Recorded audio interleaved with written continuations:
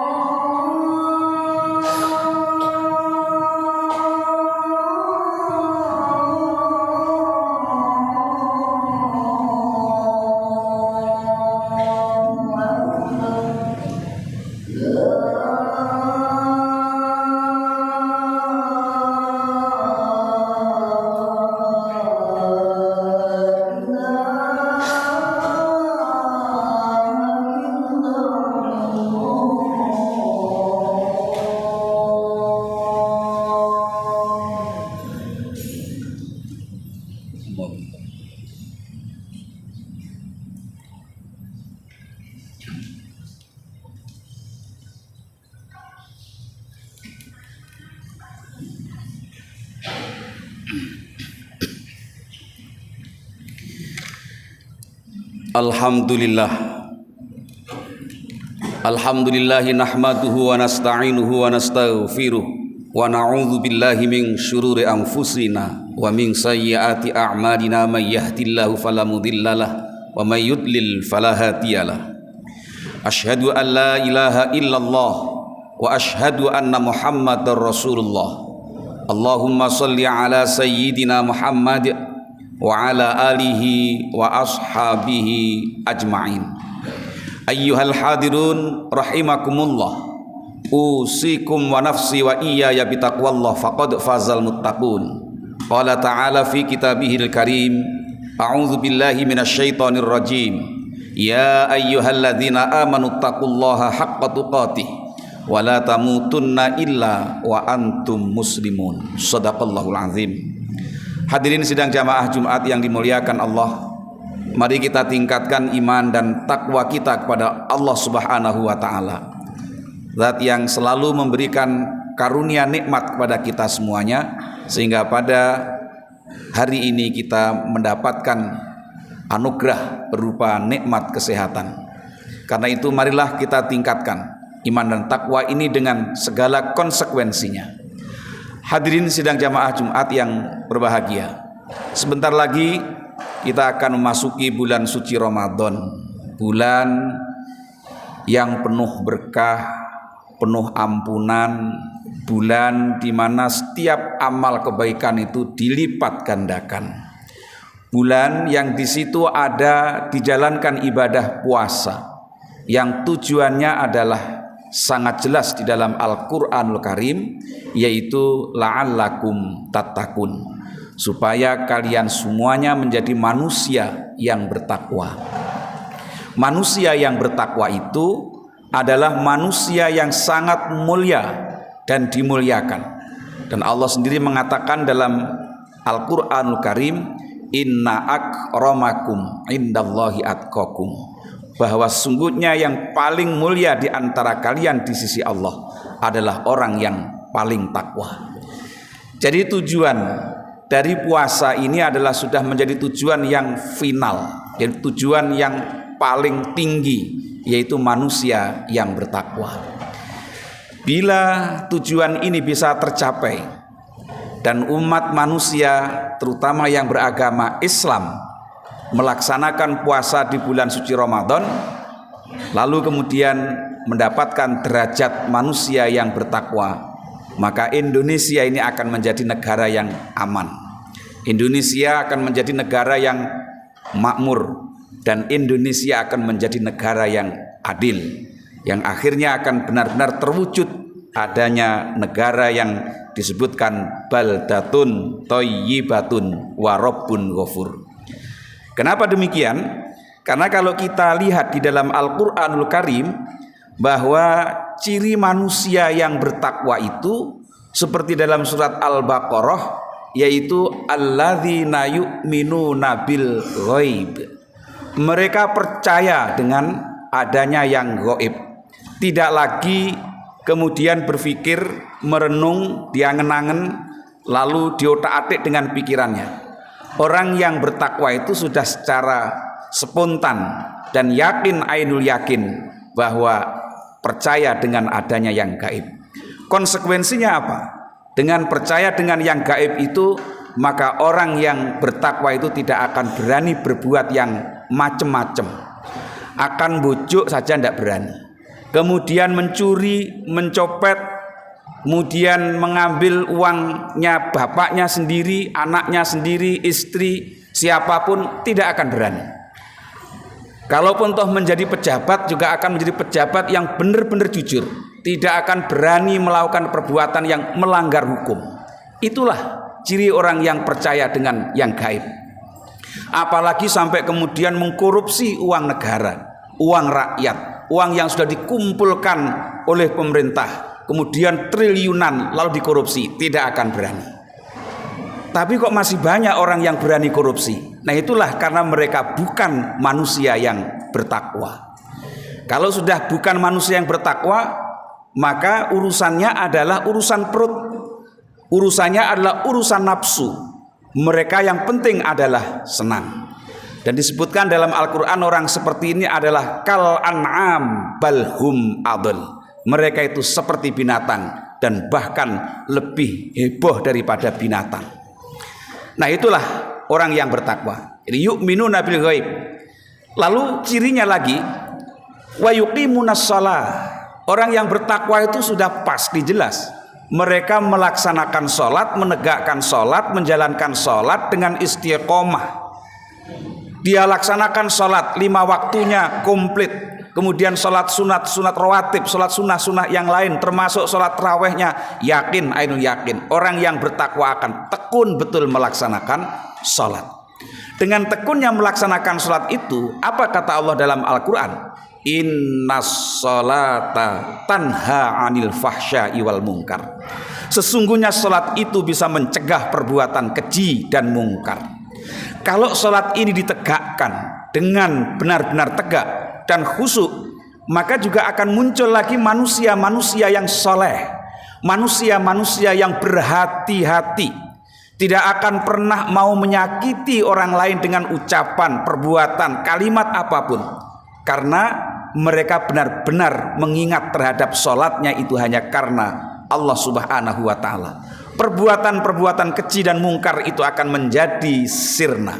Dan orang yang melaksanakan sholat itu secara otomatis, kata Nabi, sama dengan telah menegakkan agama. As-sholatu imaduddin, faman aqamaha faqad aqamaddin, wa man tarakaha faqad hadamaddin. Sholat itu adalah sebagai tiang agama. Maka barang siapa yang menegakkan, yang menjalankan, yang melaksanakan sholat itu artinya dia telah menegakkan agama itu sendiri. Demikian juga sebaliknya, barang siapa yang meninggalkan sholat, tidak melaksanakan sholat, padahal dia sebagai seorang muslim, maka kata Nabi, mereka itu adalah persasat seperti merobohkan agama. Jadi kalau dikatakan al-Islam mahjubun bil muslim, Islam itu dihancurkan oleh umat Islam itu sendiri. Di antaranya adalah karena mereka tidak mau melaksanakan sholat. Nah, inilah yang menjadi ciri bagi orang yang bertakwa. Makanya orang yang bertakwa itu orang yang paling mulia, yang sudah top-topnya orang. Dan oleh Allah Subhanahu wa ta'ala dijanjikan adanya surga yang seluas langit dan bumi. Wa mimma razaqnahum yunfiqun, kata Allah. Bagian daripada ciri orang yang bertakwa itu adalah mereka mau menginfakkan dari sebagian rezeki yang telah diberikan oleh Allah itu dengan ikhlas semata karena Allah, bukan karena yang lain. Kalau dalam surat Ali Imran ayat 133, Allah memberikan penjelasan, alladzina yunfiquna fis sarra'i wad dharra. Orang yang bertakwa itu cirinya adalah orang itu mau berinfak di saat mereka itu berada ataupun tidak berada, di saat mereka menjadi orang yang senang ataupun susah, tetap secara istiqomah mereka itu menginfakkan sebagian rezekinya itu. Kemudian wal kaziminal ghaidha, orang yang bertakwa itu mampu untuk menahan amarahnya. Ini tidak gampang, mampu menahan amarahnya. Dan Nabi Muhammad sallallahu alaihi wasallam itu adalah sebagai contoh teladan yang terbaik, karena Nabi mampu mengendalikan dirinya, mampu mengendalikan amarahnya. Di saat Nabi berdakwah di Mekah dengan berbagai macam caci makian, hambatan, rintangan, bahkan Nabi dilempari batu, kemudian diolok-olok, kemudian dianggap sebagai orang yang edan, yang tidak waras, Nabi tetap bisa mengendalikan diri. Coba itu dialamatkan kepada kita, diolok-olok, dicaci maki, dilempari batu, kemudian dianggap sinting, edan, gendeng, barangkali kita akan menjadi marah seketika itu. Dan bahkan pada suatu ketika Nabi berdakwah di wilayah Taif, Nabi juga tidak diterima oleh masyarakat dan para tokoh pada saat itu. Apa yang terjadi? Di saat Nabi kemudian diusir dari situ, dilempari batu sampai berdarah-darah kakinya, dan kemudian Allah menyuruh malaikat untuk memberikan support, dan memberikan tawaran yang ini sebenarnya adalah sebagai kartu asnya Rasulullah kalau mau. Malaikat datang, ya Muhammad, aku datang kemari adalah atas perintah Allah. Aku sudah tahu bagaimana perlakuan orang-orang Taif kepadamu. Sebegitunya mereka benci kepadamu, sampai mereka memperlakukan kamu seperti itu, sampai berdarah-darah. Maka aku menawarkan kepadamu bahwa saya adalah malaikat penjaga gunung-gunung yang ada di Taif ini. Maka bila engkau mengizinkan, aku akan gerakkan gunung-gunung yang ada di Taif ini, akan saya bikin gempa gunung ini, akan saya angkat gunung ini, akan saya gerakkan gunung ini, sehingga mereka akan menjadi manusia yang teramat rugi karena mereka akan tertimpa musibah dengan gunung ini. Kalau engkau mengizinkan, izinkan kami Muhammad. Apa kata Rasulullah? Tetap Nabi adalah seorang uswah hasanah, dan dia menyatakan jangan engkau lakukan itu. Tidak bisa kena orang tuanya. Nanti insya Allah anak-anaknya akan menjadi manusia yang bersujud kepada Allah, akan menjadi hamba-hamba yang taat kepada Allah. Coba itu ditawarkan kepada kita, ditawarkan kepada kita yang telah tersakiti, disakiti, dilempari batu, kemudian diolok-olok. Yang datang jangankan malaikat, setan yang datang kepada kita. Aku setan, aku jin, aku ngerti apa sing dilakoni wong-wong ning awakmu kabeh. Iki tak tawarkan kepada engkau, akan saya angkat gunung Arjuna, tak timpakan kepada orang Surabaya. Ya apa? Gelem ta? Mesti kita menjawab yes, bagus itu. Ben mampus kabeh. Ini kita, tetapi Rasulullah tidak demikian. Para jamaah yang dimuliakan Allah, begitulah ciri manusia yang bertakwa, dan masih banyak ciri-ciri yang lain tentu bisa dipelajari nanti. Mudah-mudahan kita di bulan si Ramadan nanti bisa melaksanakan puasa dengan baik dan kemudian mendapatkan apa yang kita tuju, yang kita inginkan, manusia yang bertakwa kepada Allah Subhanahu wa taala. A'udzu billahi minasyaitonir rajim. Ya ayyuhalladzina amanu kutiba alaikumus shiyamu kama kutiba alal ladzina min qablikum la'allakum tattaqun. Barakallahu li wa lakum fil Qur'anil azim wa nafa'ani wa iyyakum bil ayati wa dzikril hakim wa taqabbal minni wa minkum tilawatahu innahu wal ghafurur rahim.